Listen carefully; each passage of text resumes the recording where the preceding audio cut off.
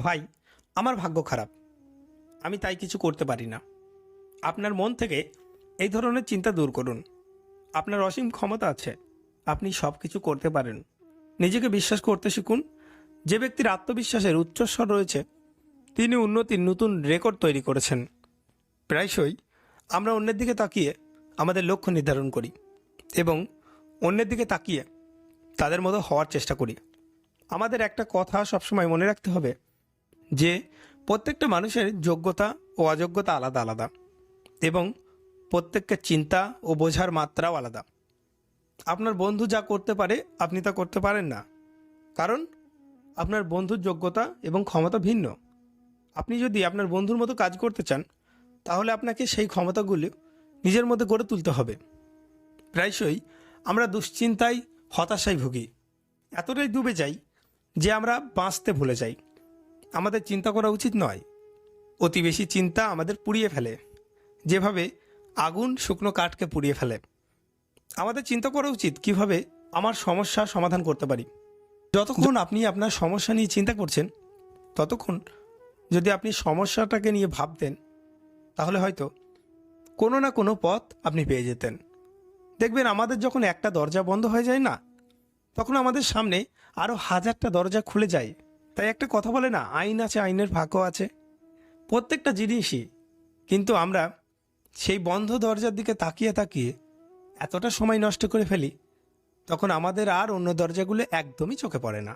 আপনি যদি নদীর দিকে সারা জীবন ধরে তাকিয়ে থাকেন তাহলে আপনি নদী পার হতে পারবেন না। তার জন্য আপনাকে সাঁতার শিখতে হবে। কান্না মানুষকে পছন্দ করে না, কান্না দুর্বল মানুষের লক্ষণ। মুখে হাসি থাকতে হবে। আপনার মনে রাখা উচিত যে আপনার দুর্বলতা যদি মানুষের সামনে আসে তবে সেই জিনিসটা আপনার জন্য সবচেয়ে বড় মাথা ব্যথা হয়ে দাঁড়াবে। আপনি যত খুশি আপনার ঘরের মধ্যে কান্না করুন, দরজা খুলে আপনি যখন মানুষের সামনে কান্না করবেন, মানুষকে আপনার মনের কষ্টগুলিকে বলবেন, তারা মনে মনে হাসবে এবং আপনার দুর্বল জায়গাগুলো তারা জেনে গেল। আর মানুষ ব্যথা জায়গায় খোঁচা দিতে কিন্তু খুব ভালোবাসে। তারা কিন্তু এক একটা অস্ত্র পেয়ে গেল, আর অস্ত্রগুলো কে দিল? আপনি দিলেন তাদের হাতে, কারণ আপনি আপনার দুর্বল জায়গা তাদের বলে দিলেন। শত্রুকে কখনো পেট দেখাতে নেই, এই কথাটা বলা হয় কেন? যুদ্ধের ক্ষেত্রে দেখবেন মানুষ কিন্তু প্রশংসা বলুন আর আঘাত বলুন, ষড়যন্ত্র বলুন, আপনার পিছন দিয়েই করে। তাই তো বলে শত্রুকে কখনো পিঠ দেখাতে নেই। তাই কখনো মানুষকে আপনার দুর্বল জায়গা দেখাবেন না, তারা আপনাকে আঘাত করার সুযোগ পেয়ে গেল। আমাদের মধ্যে একটা অদ্ভুত ব্যাধি আছে যে মানুষ নিয়ে আমরা যা ভাবতে শুরু করি আমরা তাকে তাই মেনে নিই। আপনি যদি সেই ব্যক্তিটাকে ভালোভাবে জানেন, আপনি তার সম্পর্কে এমন অনুধাবন করতে পারবেন না। আপনি যদি কোনো ব্যক্তিকে জানতেন না, তবে আপনাকে তার সাথে সময় কাটাতে হবে। দেখুন, মানুষের সঙ্গে অতি পরিচিত হবেন না। যখন আপনি মানুষের সামনে অতি পরিচিত হবেন তখন আপনার কোনো দোষ আর ঢাকা থাকবে না, তখন আপনার দোষগুলো বেরিয়ে আসবে।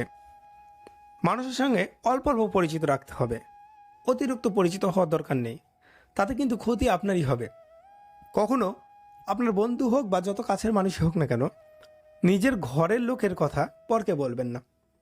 আপনি যখন নিজের ঘরের লোকের কথা পরকে বললেন, তার মানে কি? আপনি তার কাছে আপনার স্ত্রীর কথা বলছেন বা আপনি আপনার ঘরের খুব কাছের মানুষের কথা বলছেন, তার মানে তাকে তার কাছে খারাপ করে দিলেন। এটা একদমই উচিত নয়।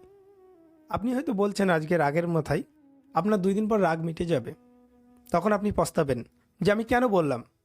কারণ দেখুন, আমরা মানুষরা এমন একটা জিনিস, আমাদের কথা বলতে 2 বছর লাগে, কিন্তু আমরা কোথায় কি বলতে হবে আর কোথায় কি বলতে হবে না এটা শিখতে সারাটা জীবন লাগিয়ে দিই, তবু আমরা শিখতে পারি না।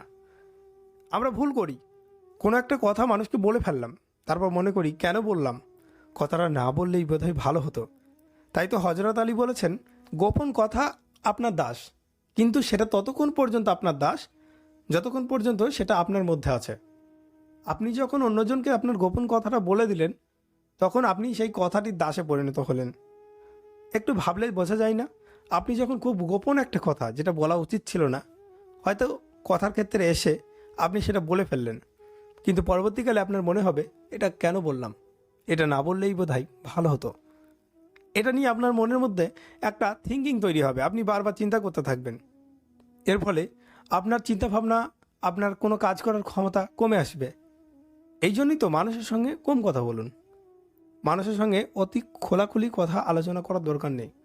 কোনো গোপন কথা কেউ আমাকে বলেছে, তার মানে কথাটি গোপন, সেটা আরেকজনকে বলে দেওয়া মানে আমি তার ক্ষতি করলাম, সঙ্গে সঙ্গে আমি নিজেরও ক্ষতি করলাম। কারণ তার মধ্যে আমি নিজের মধ্যে একটা দুশ্চিন্তা নিয়ে আসলাম। এর ফলে আমি যে সেলফ ডেভেলপমেন্ট করব, আমার নিজের কিছু কাজ করব, সেই কাজটা আমি করতে পারছি না। একটা ফালতু চিন্তা নিয়ে আসলাম। তাই এইরকম করা যাবে না, একদমই না। আর যদি আপনি ভুল করে ফেলেন বা বলে ফেলেছেন, তাই নিয়ে চিন্তা করে লাভ নেই। যেটা হয়ে গেছে সেটা নিয়ে চিন্তা করে আর লাভ নেই। একটা সংস্কৃতিতে শ্লোক আছে, গতস্য শোচনা নাস্তি, মানে পুরনো কিছু হয়েছে সেটা নিয়ে আমার চিন্তা করে লাভ নেই। সেটা নিয়ে চিন্তা করা মানে আমি কোনোদিন পরিবর্তন করতে পারবো না। অতীতে গিয়ে অতীতটাকে পরিবর্তন করা আর সম্ভব না। কিন্তু আমি বর্তমানে কাজটা ভালো করব, যাতে আমার ভবিষ্যৎটা আর সেই রকম পরিস্থিতিতে না আসে, আর সেই রকম কিছু করব না।